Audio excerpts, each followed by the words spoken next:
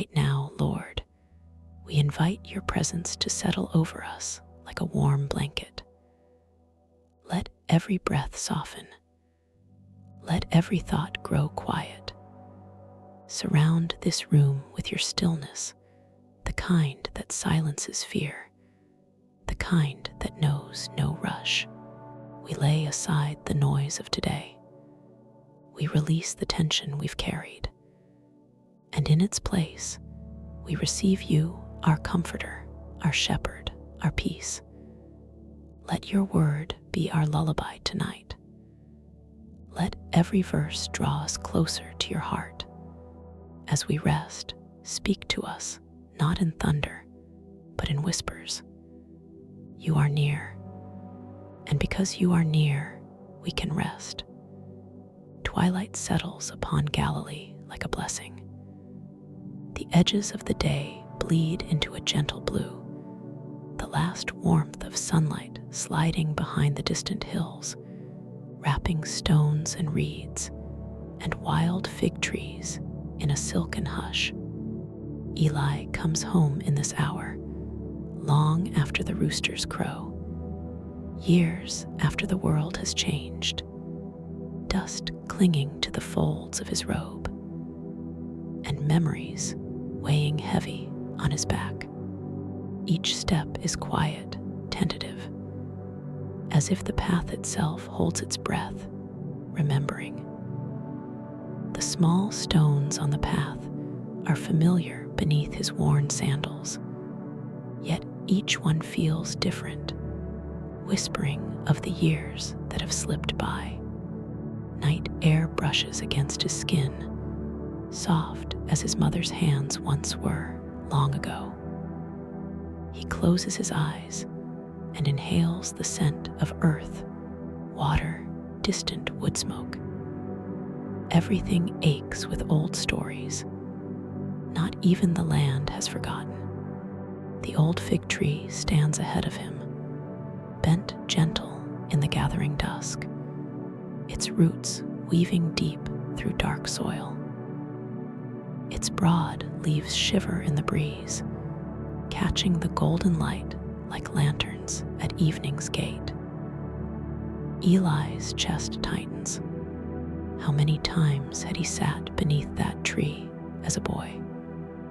The laughter of friends ringing around him, his heart light, trouble still distant as thunderclouds over the Sea of Galilee. That was before the long road, before the grief and the regrets, so numerous they seemed to multiply every year away. Now, a different ache presses at him, familiar yet strange. It's not only the longing for home, it's something deeper, softer, a longing he cannot quite name. Is it hope, or only sorrow shaped like hope? He swallows, throat dry. Somewhere a nightjar calls, low and mournful. The sound stirs up old sorrow, memories of words left unsaid, of promises broken by life's storms.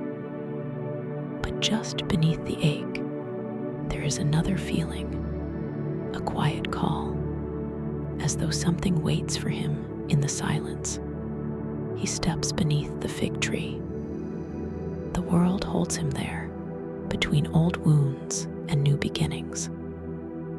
If you listen, you can almost hear it too, the hush beneath grief, the tender stirring like a whisper from heaven. Eli lets his bag drop to the ground and sinks to his knees in the grass, the strong trunk before him.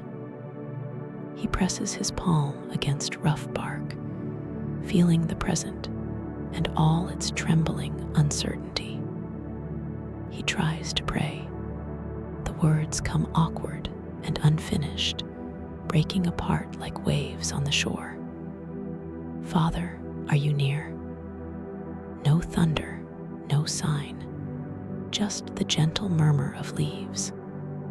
He lets his forehead rest against the tree, eyes closed against the coming dark. everything within him slows.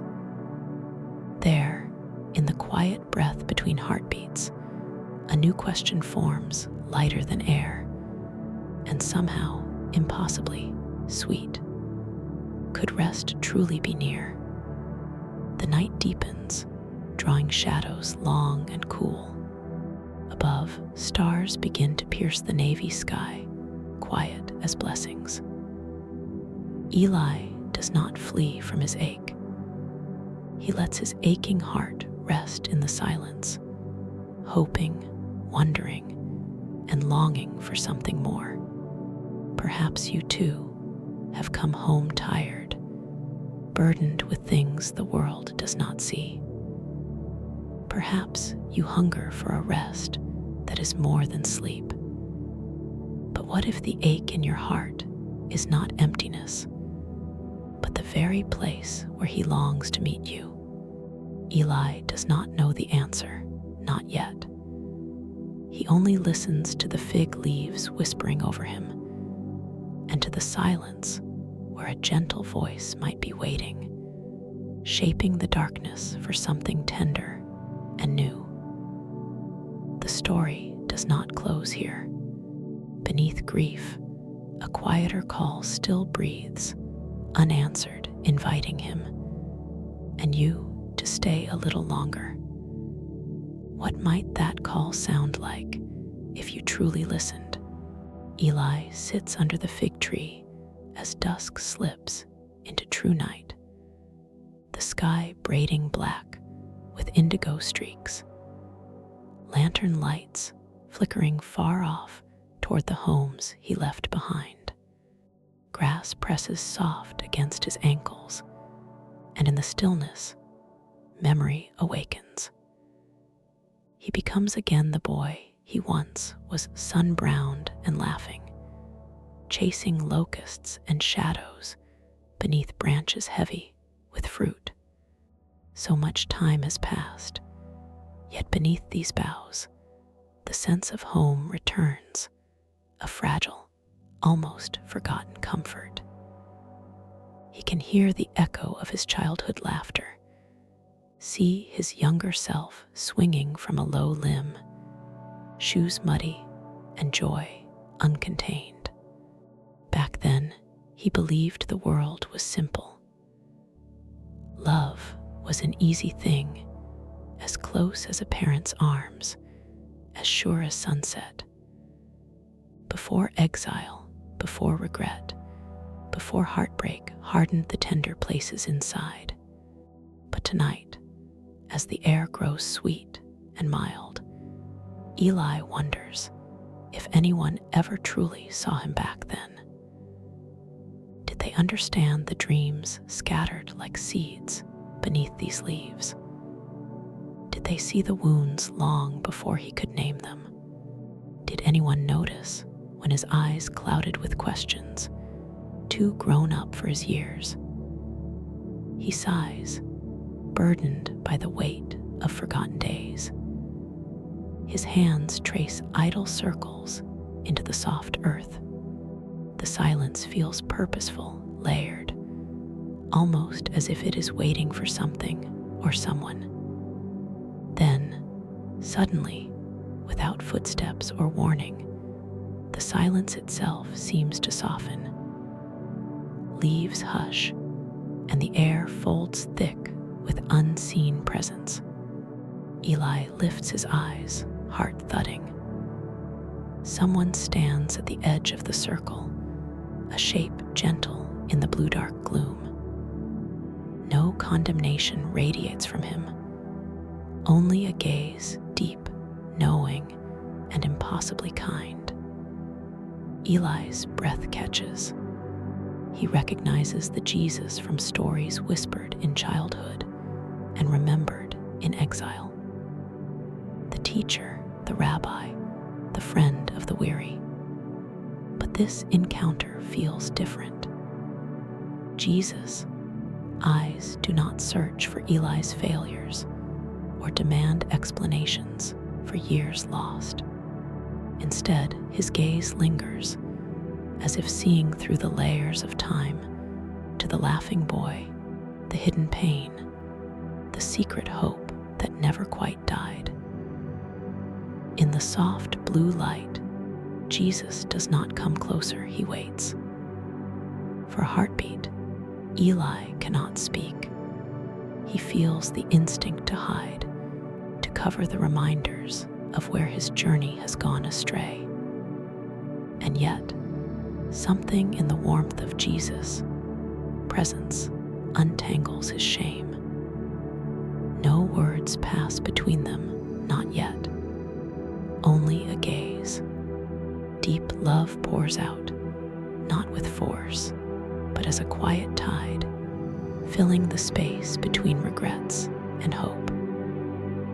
Was he watching even then? When Eli laughed in the leaves, when he wept unseen, in moments of bravery and in seasons of hiding, had such a gaze of gentle understanding been near all along, patient, silent, faithful. Eli feels tears pricking his lashes, not of sorrow, but of longing for a love that doesn't turn away. What if he's always been standing at the edge of your story too, not crossing arms in judgment, but waiting, always waiting, to look on you with that same quiet delight? But how can such love witness all the forgotten, broken places and remain so steady? Leaves move above, as if angels are passing secrets between branches. Eli lowers his eyes, resting hands in his lap. The impulse to apologize rises, unspoken. But Jesus, still watching, offers only a slow, small smile. The embrace is not found in words or touch, but in the certainty that his presence alone is welcome, that the one before him knows every scar, every question, and is somehow never disappointed. He is not alone under these branches, nor are you. But can eyes such as these truly have watched every moment, even when you no longer dare to look for them? The question lingers, trembling, as night gathers deeper and silence stretches out, not as punishment, but as invitation. If you let yourself be seen by love, what might awaken in you next? Night winds stir gently through the fig leaves, glimmering silver in the moonlight. Eli sits in the hush, his knees drawn close, his back pressed to the ancient trunk, as if its strength might lend courage to his weary soul. His heart aches with questions about whether he has wandered too far, about whether a love could reach even here, through all his silent disarray. Then, on the hush of a breeze, Eli hears it, a voice not of thunder or command, but as quiet as hope itself, reciting a truth older than memory. O Lord, thou hast searched me and known me. Thou knowest my downsitting and mine uprising. Thou understandest my thought afar off. Eli blinks, uncertain whether it is the voice within or without, the wind or the word. Thou compassest my path and my lying down, and art acquainted with all my ways. Psalm 139 drifts through the night with the scent of ripe figs and dew-wet grass. Each line settles around Eli like a warm shawl, heavy with tenderness.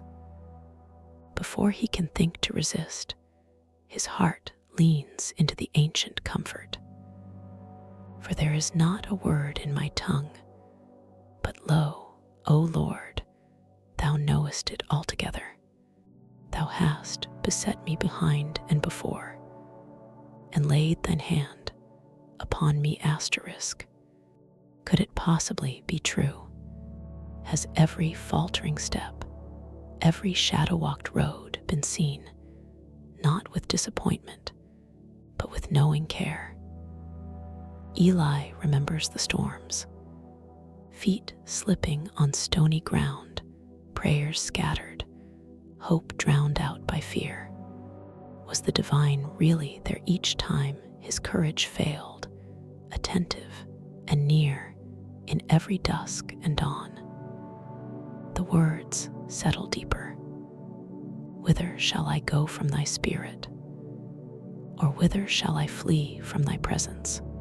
If I ascend up into heaven, thou art there.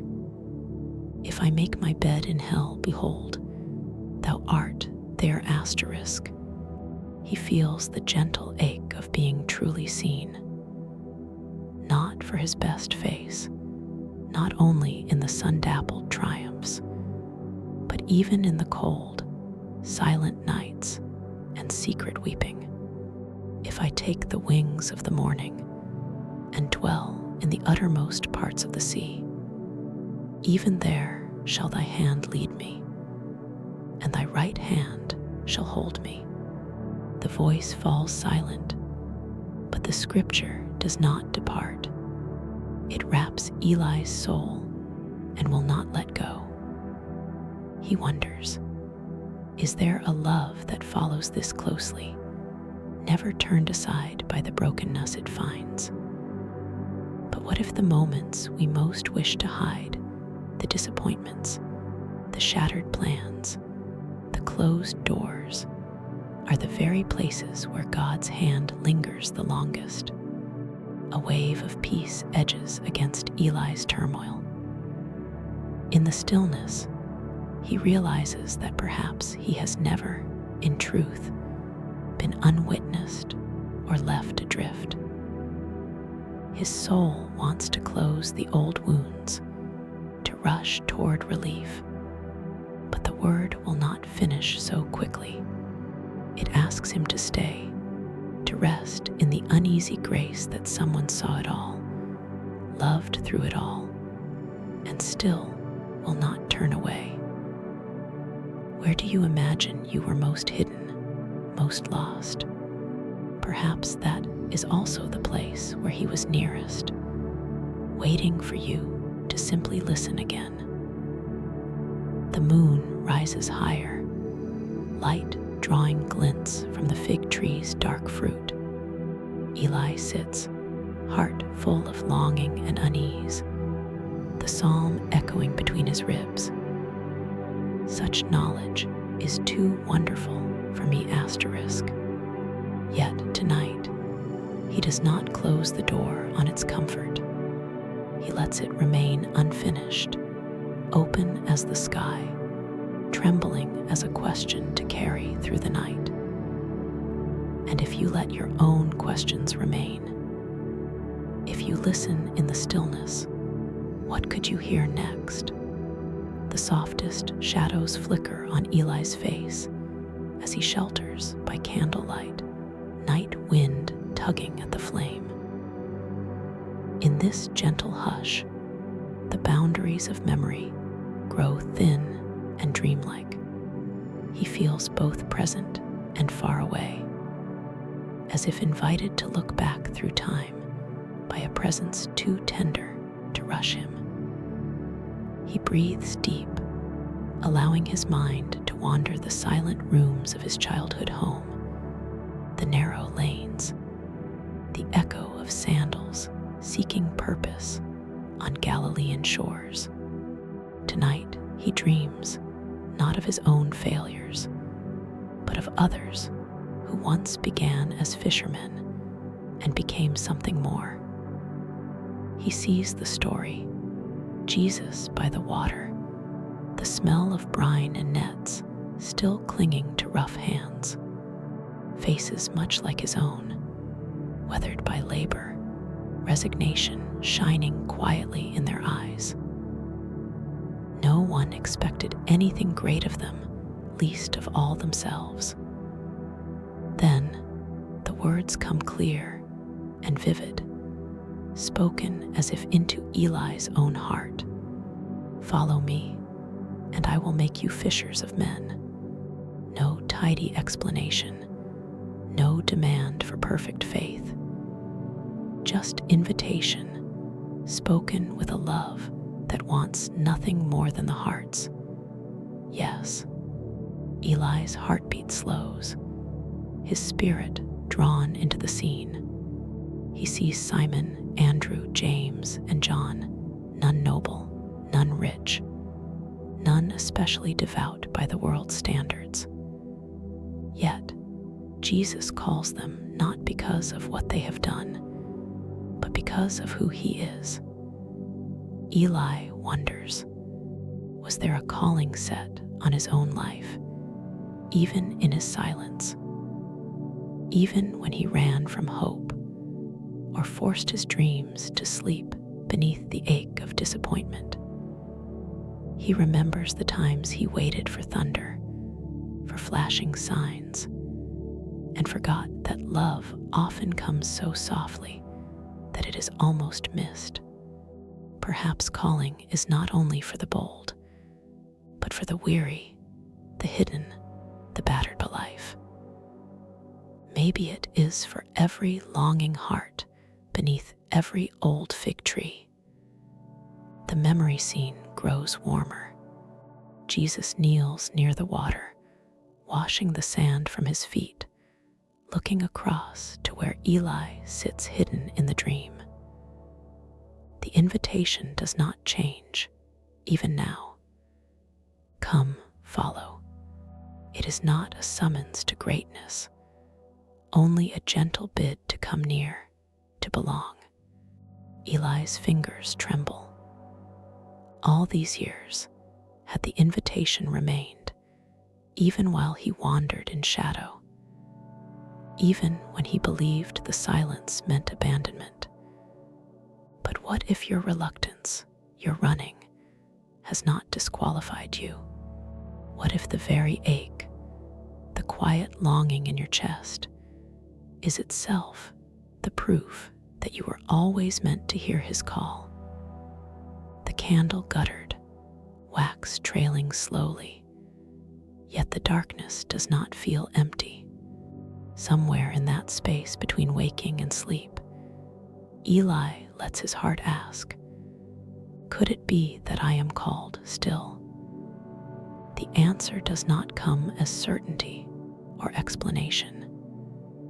It waits in softness, in silence, with an invitation for deeper surrender. If greatness was never the goal, what might it mean to be simply and deeply loved, just as you are? Eli's question hovers, unanswered, in air sweet with hope, gently inviting him, and you to linger in the uncertainty, wide awake to the possibility that calling waits even in the quiet. What if, in your silence, he is calling still? Night grows heavier, wrapping Galilee in layers of navy and violet.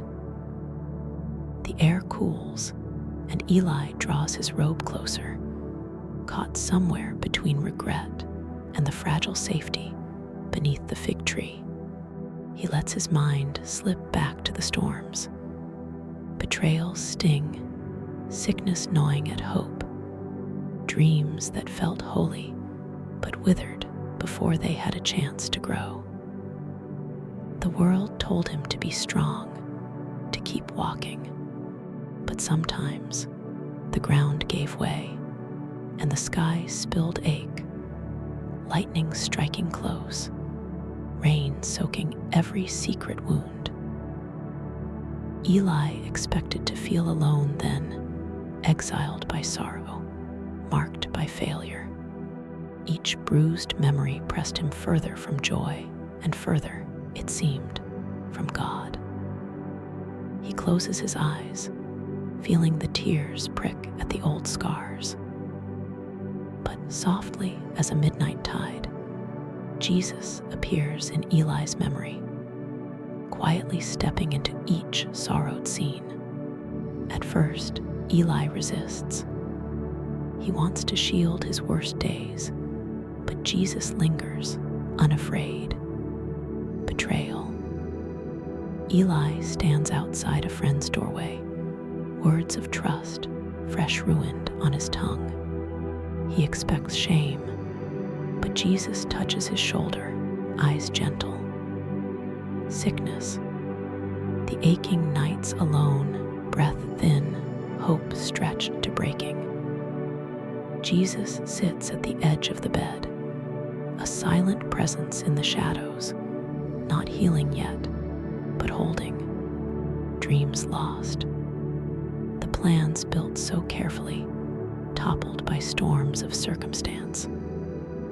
Jesus sifts through the rubble with Eli, picking up shattered pieces, heart unhurried. The fire of memory should burn, but in Jesus' gaze, it only illuminates hidden beauty, draws forth the gold. What if the fire was never meant to burn you? Jesus seems to ask, but to purify. Eli listens in the silence that hangs after such a question.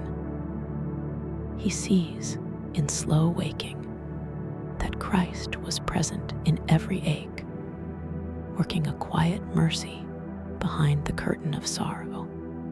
What if the pain you thought marked your distance from God was instead the place he drew nearest?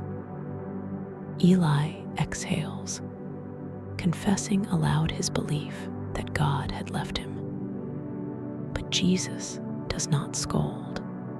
He draws closer, presence warm as starlight, and revisits every wound until Eli no longer flinches. But aren't there parts of your story you still hide, calling unredeemable, too raw even for grace? What if, in truth, those are the very places he comes closest, gathering the broken, breathing life on what you gave up for dead? Eli does not find easy answers in the darkness. The old images remain, but so too does the gentle company. Jesus does not hurry closure, he waits, letting Eli live into the slow trust that not all pain is punishment, not all loss is failure. And so Eli sits longer by the fig tree, hope trembling and incomplete, soul still learning that the storm was never the end, only the beginning of something deeper. What hidden flame is he tending within your ache? A cool wind stirs, unfurling the scent of dew and the sweet musk of ripening figs. Eli shifts under the tree, eyes rimmed red, heart beating, unsure whether he aches from old wounds or the fresh, sudden nearness of peace. The sound of wind reminds him there were other nights like this, scattered across years. Nights when he cried out to a silent sky, voice shaking, not even certain to whom he spoke. He remembers each one, when disappointment cut so sharply he could not rise, when loneliness pressed in until the walls of his room bent with longing for reprieve. He was sure his cries were lost, but as the breeze ebbs lovingly through the boughs, memories surface with new faces. Each time Eli cried out in agony, in confusion, in bare, wordless longing, something followed. Not always solution, not always reversal of fate, but always, always mercy. Quiet, unhurried, sometimes too subtle to notice, until long after the night ended. Not a scolding from heaven for frailty, nor dismissal of pain, but a mercy so soft it felt almost like being forgotten. until loss revealed it for what it was. Mercy that waited outside his door through sleepless nights.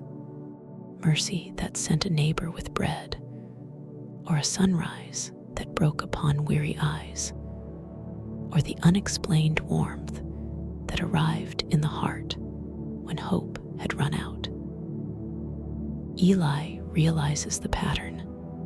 Every desperate cry was met not with thunder, but with the steady rhythm of patient, persistent, gentle mercy. What if it is still waiting, even now, behind the ache that sobs in your chest when prayers go long unanswered?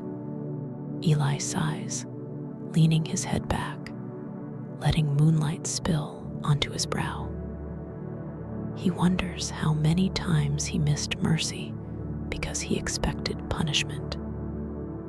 Could it be that, for every heartbreak, a new well of kindness was dug, waiting for him to return thirsty and hopeful enough to drink? What if your greatest failure is just the next place mercy is preparing to meet you?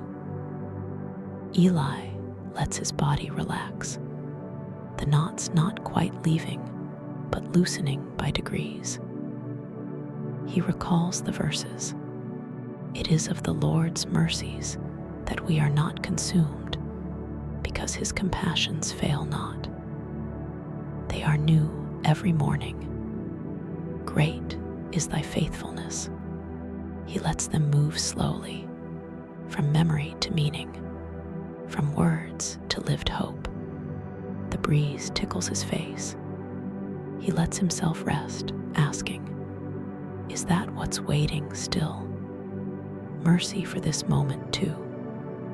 He lets the question remain open, feeling how the answer hovers, not as certainty, but as invitation, gentle as the wind, patient as dawn. If you opened your hands tonight, what new mercy might you find waiting? The embers of a small fire flicker before Eli, shadows dancing between orange glow and cool darkness. The old ache persists, but there's new warmth now, not only heat from the flame, but from a presence beside him. Jesus sits quietly by the fire, its light gathering in his eyes. Ashes drift down in slow spirals, alighting on the mud, the grass, and Eli's trembling hands. For a long while, they say nothing. Silence is not empty here. It feels like a healing salve, tender and alive. Eli glances over, expecting rebuke.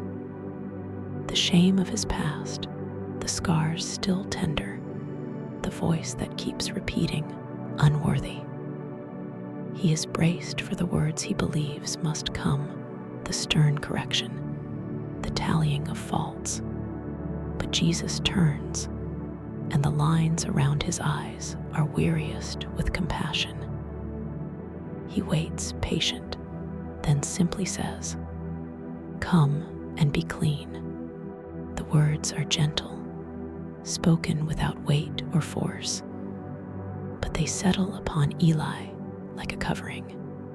He finds his voice, stammering, "But I'm not my hands, my heart. I'm not ready. I still feel shame." Jesus meets his gaze. "Will you let me wash away what you cannot?" Eli's defiance withers before such loving firmness. Still, he hesitates. But what if forgiveness is this simple, not born of striving or performance, not dependent on one's measure of sorrow, but flowing from the heart of God, as near and natural as breathing? Ashes drift, a hush falling over the fire. Jesus' hands move, palm upward, an invitation, not a demand. Eli remembers the words of old prophets, the promise of a heart cleansed, a spirit renewed. But never had he believed it could apply to one so faltering, so unfinished. He feels the shame rising again, hot and biting. But Jesus does not withdraw. Instead, he waits for the yes Eli can barely give. What if the greatest healing comes not when you're ready, but precisely when you feel weakest, most unworthy? Eli does not know if he can choose wholeness. He only knows that he is tired, so tired. His lips part. If you would, make me clean. Jesus' smile is gentle. It has already begun. No thunder splits the silence. Only warmth, the slow recognition that perhaps forgiveness flows this easy, asking for only an open heart. But can he dare believe it tomorrow, when old shame wakes with him?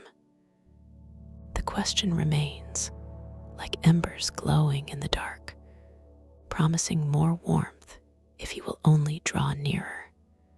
What would happen if you let yourself sit unguarded by the fire of mercy a moment more? The air grows heavier in the night, the hush deepening beneath the fig tree. Eli holds an old journal, its pages curled and smudged, some ink dissolved by the stain of former tears. He turns the sheets slowly, each line a remembrance, hopes written in bold, crossed out and written again. Pages filled with confessions, pleas, and moments of bitter self-reproach. He sits braced, waiting to feel the sting of rebuke, perhaps even from heaven itself, for promises unkept and goodness abandoned in weak moments. Yet the night is soft. Only the rustle of paper and the distant hum of crickets. Eli's heart beats. Will he judge me for these failures? Across the fire, Jesus lifts his face, candlelight playing gentle across beloved features. No condemnation, only the trace of a smile. Eli expects a lecture, a listing of debts. Instead, Jesus whispers words Eli once heard and quickly forgot. Then came Peter to him and said, "Lord, how oft shall my brother sin against me, and I forgive him? Till 7 times. Jesus saith unto him, I say not unto thee, until 7 times, but until 70 times 7. Eli's eyes sting again, tears threatening. Such numbers reach past logic, past justice. The math of mercy is far larger than the human mind dares to hold. 70 times 7. A forgiveness without keeping score, a washing away that does not pause or yield to the world's tired tabulations. Does grace reach that far every time? Even on the 1000th return, the 10,000th fall. Eli's hands shake, old shame rising like a tide. But Jesus places his own hands beside the journal. The gesture, so quietly loving it, catches Eli off guard. Your pages, he seems to say, are known to me. Each tear-stained line, each failure, each unfinished prayer, none of them scary to the heart that has counted every hair upon your head. Eli sits still. The guilt does not dissipate at once, but neither does it own him. He recognizes, in this moment, an open invitation. Return again and again. Grace is not exhausted by your returning. But what if your deepest failing could be met every time by a love that refuses to run dry? Eli closes the journal, not with repression, but with the hope that tomorrow may find him turning its pages with less fear. 70 times 7. Enough for every day, for every new regret, enough perhaps for even you. But what would happen if, just once, you believed it was enough for today? The night is not finished. The story, like mercy, still waits for the next unfolding. What new grace awaits just past the edge of giving up? Above the fig tree, stars stud the black, pressing silence deeper between shadows. Night thickens, the quiet now heavy with wonder and trembling. Eli lies upon the earth, arms folded, looking up into constellations that, for centuries, have watched pilgrims wander, and hearts break and heal. A rustle shakes the branches above. Not the wind, but something in the dark, a voice at the edge of hearing, ancient as prophecy and fresh as morning dew. The whisper stirs, like rain falling in a dream, and I will give thee the treasures of darkness and hidden riches of secret places, that thou mayest know that I, the Lord, which call thee by thy name, am the God of Israel. Isaiah's promise, folded into the hush like a love letter left under a pillow. Eli closes his eyes, letting the words sink to the empty places within. Treasures hidden in darkness. He thinks of the hours spent wandering shadowy paths, mourning what seemed lost, never knowing that, invisible to him, something precious waited in the blacked-out regions of his soul. Could this darkness be a place not only of wandering, but of hidden grace? Soft night presses against him, and Eli hears his own doubts. Can anything good be born from what has hurt me so? The whisper returns, gentle as breath. There is treasure here. He feels the ancient promiser near, as if sitting beside him in the weeds, patient hand resting over Eli's own. But what if the midnight ache in your chest, the very part you cannot name, is the birthplace of favor and blessing you do not yet recognize? Eli's longing grows, not for the end of the night, but for the holy discovery within it. He pictures himself reaching, not for light, but for the hidden gems that might only be found by those willing to wait with open hands. This darkness does not demand answers any more than night demands that stars explain their shine. Instead, it suggests that perhaps something beautiful waits, enough to transform emptiness itself into gift. Eli lets the possibility breathe in him, unhurried. No easy comfort, no quick closure. Only the question, what treasures might be uncovered within your darkness if you chose to remain for one more hour? Eli rises, stiffness in his joints from earth's cold embrace, but other weights are heavier still. The burdens within remain, names he's carried long in silence, wounds too deep for casual words.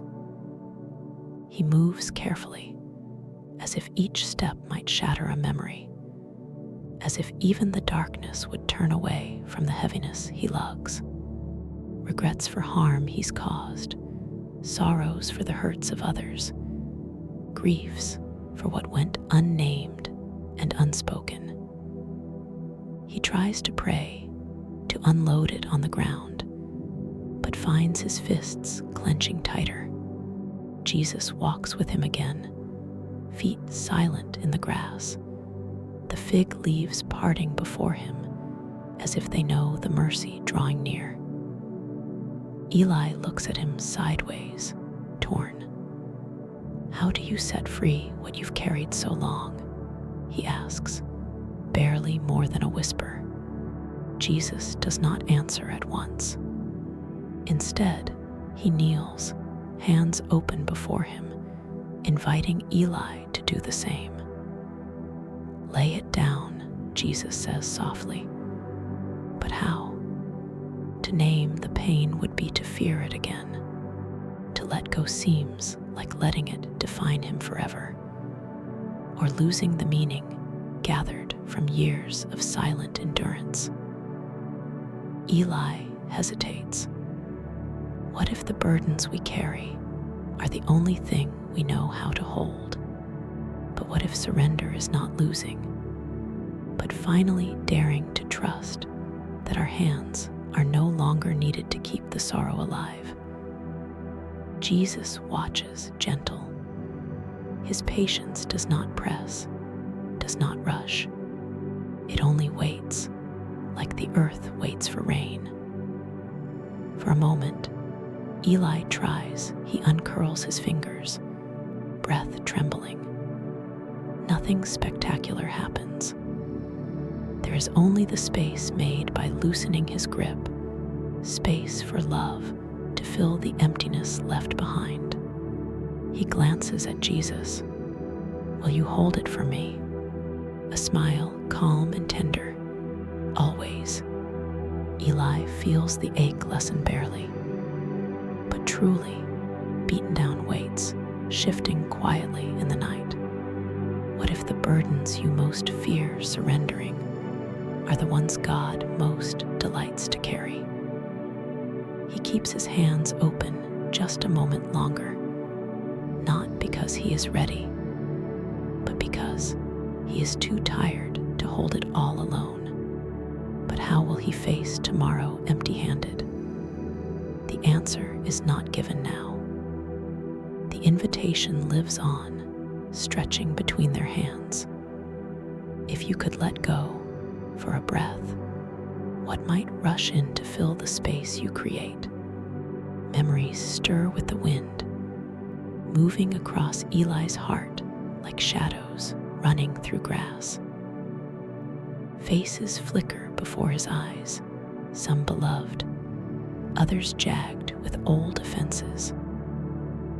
Words that cut, betrayals left raw and unhealed, rise within him with unwelcome clarity.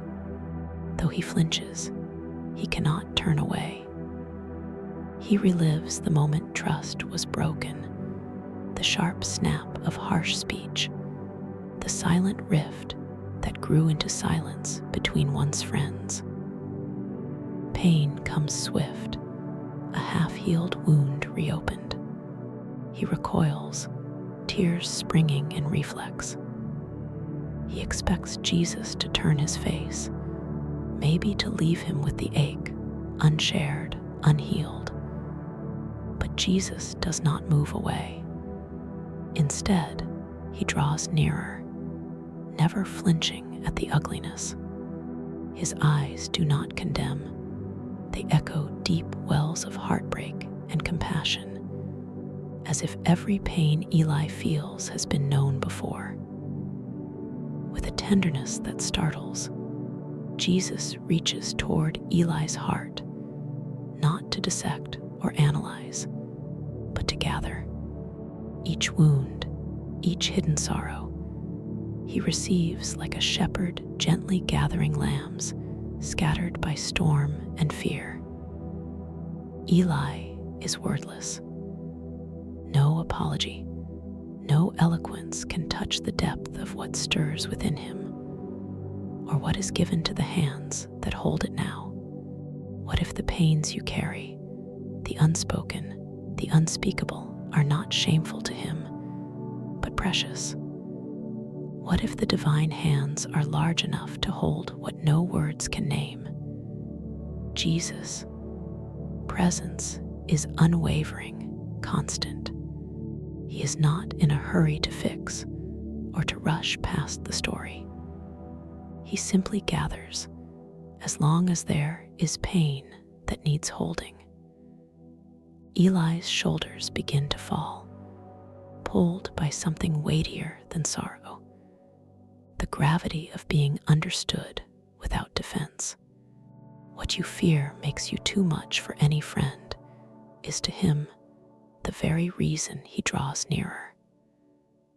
The fire's light flickers, rain promising in the wind.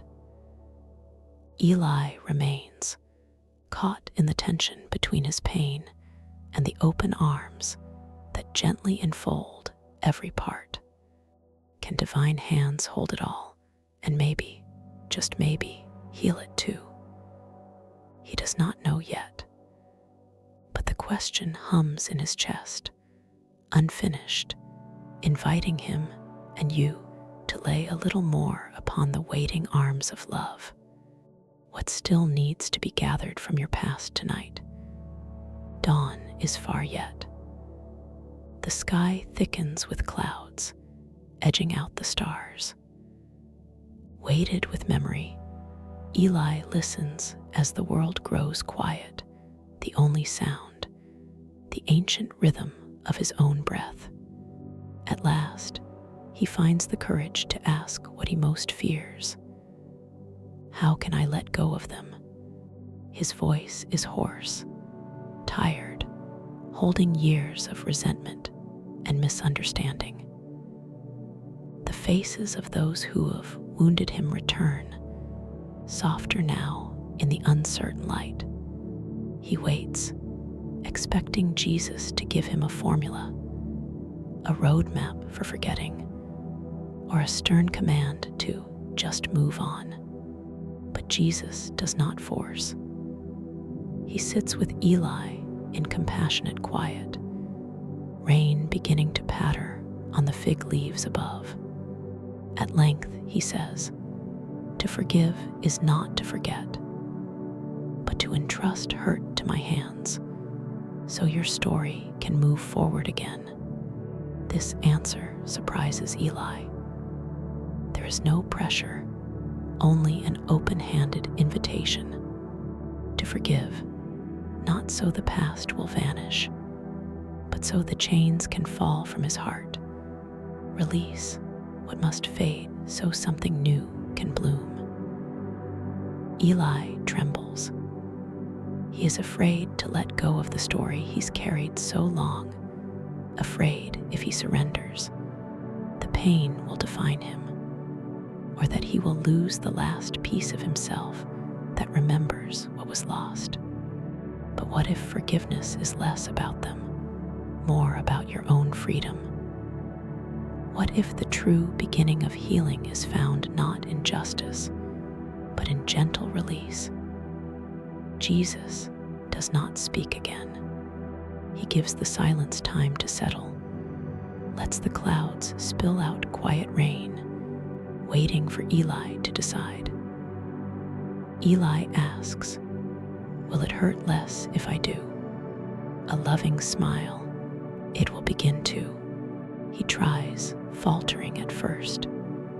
He names the betrayals, the sorrows, the disappointments. One by one, he releases them, not to the wind, but into the hands that have never let him go. He finds that letting go is not a dramatic act, but 100 small, trembling surrenders. Hurt slows, almost reluctantly, but a gap is made for hope. What if tonight is not the end of your wounds, but the beginning of their healing? Clouds gather heavier overhead, but Eli senses a new peace, fragile as a sigh, settling into the wounds long held tight. The question remains, not yet answered fully, but lighter for being asked. Could this act of letting go, slowly, imperfectly, be where true freedom and healing begin? Are you ready to imagine such a risk? Dawn teases the edges of the eastern sky, a slow bloom of gray and lavender. Eli sits wrapped in the aftershocks of forgiveness, fists still reflexively clenched in his lap. He looks down, startled to discover the tension still held in his body. Old habits, old resistance, unwilling to dissolve in a single night. The need to make sense, to keep an account, to hold tightly to what has been, all wound up in trembling flesh. He barely senses Jesus move beside him, feels only the gentlest touch as warm hands cover his own. The weight is not forceful, but inviting. "You do not have to do this alone," says Jesus, voice softer than sunrise. "Rest is here if you release what you cannot carry." Eli fights the urge to hold tighter. It feels reckless, this letting go, as though he surrenders justice or his right to understand. But what if rest just asks for open hands, not perfect explanation? As the daylight seeps through clouds, Jesus' hands remain, presence protective and patient. Will Eli release it all, the bitterness, the fear, the old need to fix what's past? Will he let every clenched muscle relax, even if only for this breath? He tries, not perfectly, but truly. His fists loosen, the ache of release making way for something softer, not peace just yet, but the quiet space where peace might grow. But can you ever truly let go? Or will your heart always clutch tightly, afraid of what comes if you stop holding on? Jesus does not ask for the impossible. He only remains, covering the ache with palms filled with evidence of suffering and love. What might rest feel like if you allowed yourself to receive it fully?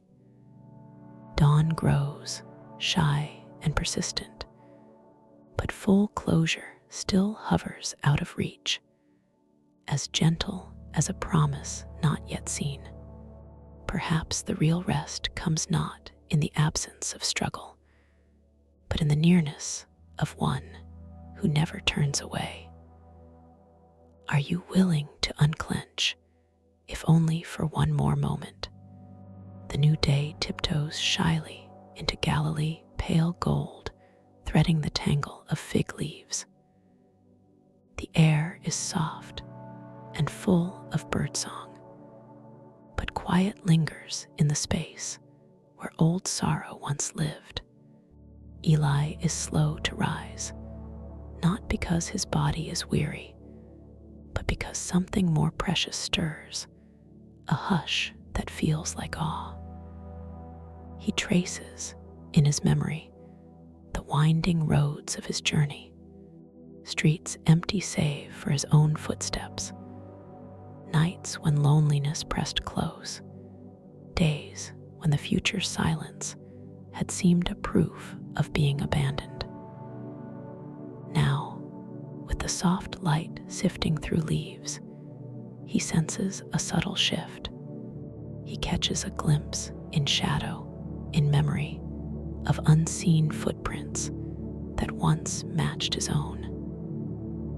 Every lonely road, every day of despair, someone has walked beside him, leaving imprints just out of view. Presence too gentle to demand his notice, but never absent for a breath. Was the painful silence not the sign of abandonment, but a presence deeper than words? He remembers old verses. When thou passest through the waters, I will be with thee, and through the rivers, they shall not overflow thee. Eli holds this promise tenderly. It moves in him like the tune of a lullaby, wrapping round each bruise and shadowed day. Could it be that every silent hour was not an emptiness, but a fullness too holy for words? He thinks of all the times his prayers ended in quiet, not because no one listened, but because the answer was love, silently keeping company in the waiting. Jesus stands now at Eli's side, face lifted toward the new sun. The silence between them thrums, not with distance, but with nearness so profound it does not need to be named. What if your own lonely seasons were never empty, but gently crowded by mercy, unseen steps matching yours stride for stride? Eli does not rush to name this new comfort. Instead, he stands quietly, humbled, letting the knowledge seep slowly into his bones. The footprints vanish into dawn, but the sense of accompanying presence remains. If you listened to the silence of your past, what holy companionship might you finally recognize? The story does not end here. It only deepens, inviting you to walk further into presence, into a love that is never absent, even when unspoken. What unseen footsteps linger on the path just ahead? Now, let us pray and rest. Heavenly Father, as night falls around us and the world grows still, we come before you with open hearts. Thank you for carrying us through this day, through its moments of joy and its quiet struggles. Thank you for never leaving our side, even when we felt far from you. Right now, we lay down everything we're holding. We surrender the weight of unfinished tasks, unspoken fears, and unanswered prayers. We give you the burdens that pressed on our minds and the emotions we didn't quite know how to name. You already see them, Lord, and you're big enough to hold them all. Tonight, we ask for rest, not just for our bodies, but for our souls. Let your peace fill every room and quiet every anxious thought. Let your spirit breathe gently over us, like wind over still waters. Wrap us in your presence, Lord, the kind that stills storms and brings calm to chaos. If we've worried, forgive us. If we've spoken harshly, soften our hearts. If we've been distant, draw us near again. Your mercy is new, even now, at the edge of sleep. Jesus, we invite you into our dreams. Guide our thoughts toward what is pure and lovely. Let us fall asleep with your name on our lips and wake up with praise in our hearts. We don't have to understand everything. We don't have to figure it all out tonight. We only need to trust you, and we do. For the one listening who feels tired in more than just their body, touch them. For the one who feels alone, remind them you are right here. For the one who's been crying in secret, catch every tear and speak peace to their heart.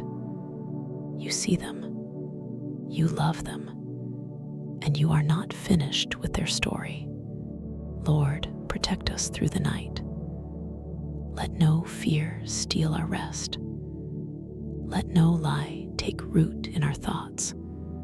Send your angels to stand guard over every doorway, every window, every heart. You are the God who neither slumbers nor sleeps, so we can. We ask for dreams filled with light and hope. Let this be a holy rest, one that refreshes and restores. And when the morning comes, help us rise with strength.